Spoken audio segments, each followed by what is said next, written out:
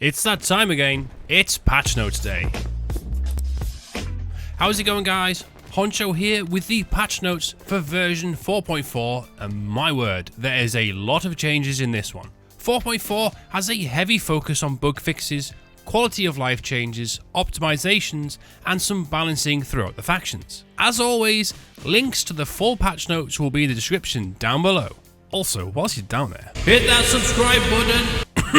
I don't know where that came from. Right, let's get started at the top and work our way down. OWI has started off by adding a few new map layers, but the one that's really caught my eye is the Mutahar tanks, which is MEA versus PLA. That is going to be absolute carnage, and I am all for it. For those of you who don't know what a tanks layer is, it's generally an advanced and secure layer, but each side gets 6 additional tanks plus other vehicles, and the tanks are on a 6-minute respawn timer rather than 15 minutes. Selil has a few tank layers, and they can bring some really wild moments, so having this at Mutahar will be a fantastic addition. Now moving on to system and gameplay updates. They have started off by mentioning that they have added the Significance Manager, not to be confused with a significant one. OWI goes on to explain that the Significance Manager provides a framework for us to determine if an object is significant to you. It does this by comparing objects inside of your field of view and ranking them based on the criteria we define, such as distance to you. The engine then determines the significance of the objects based on those rules and updates the tick rate of each of those objects. Previously, objects like players or vehicles that were behind you would continue to tick even if you could not see them. Objects that are not in your field of view or have been ranked to have no significance will no longer tick. We've already noticed some performance improvements from our current integration, and will continue to iterate on this system in future updates.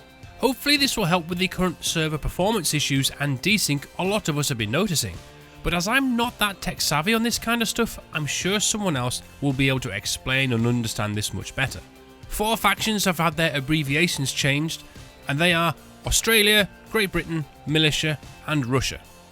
The Insurgents Raider kit now has the RKG3 anti-tank grenade.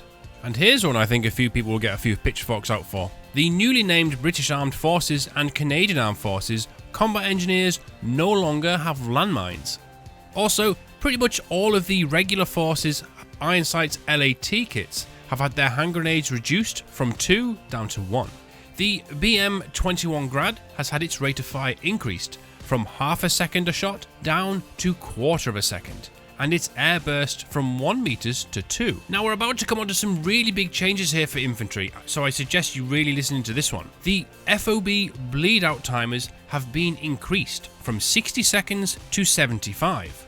On top of this, you now only need to get a radio up to 50 HP to stop it from bleeding out. So, taking out radios is now going to take a little bit longer, as well as being quicker to save. So it's going to take more coordination to take these out. Added into this, the HAB overrun mechanic has also been adjusted. The distance a HAB can be overrun by proxy starts with 2 players at 20 meters, 3 players at 30 meters, 4 players at 40 meters, and continues this trend all the way up to 9 players at 90 meters. Those are some considerably big changes that not a lot of people will realize, so I suggest you send this video to your friend.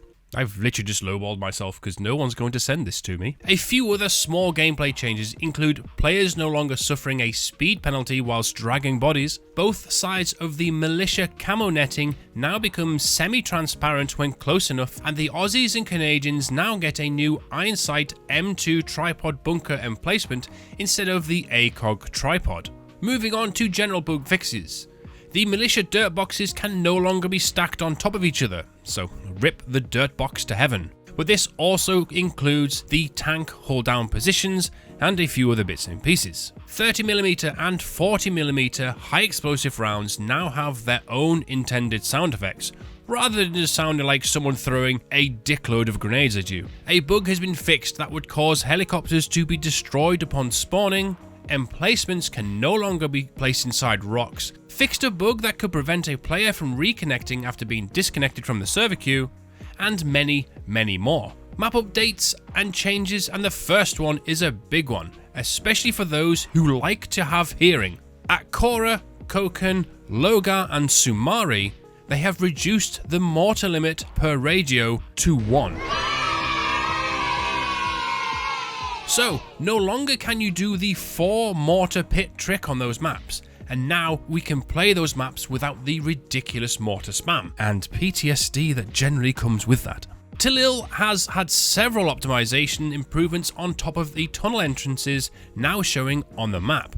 Fallujah has had an issue fixed that would cause vehicles to explode when driving into a certain area, and I'm wondering if it's that construction site over in the southeast corner. And any map that had a flooded layer, you now take appropriate damage when you're jumping into water. Also, the SDK has been updated to 4.4 as well as the modding version, so hopefully there won't be many incompatibility issues for you guys who make or play mods. Like I said though, there's loads more to go through in the nitty-gritty of things, but if I was to read every single one, we'd be here all night. Don't forget to subscribe to the channel for more squad guides, gameplay and updates. Thank you all for the continued support. We not long just smashed through 17,000 subscribers, and I cannot thank you all enough. Take care, and I'll catch you all in the next video.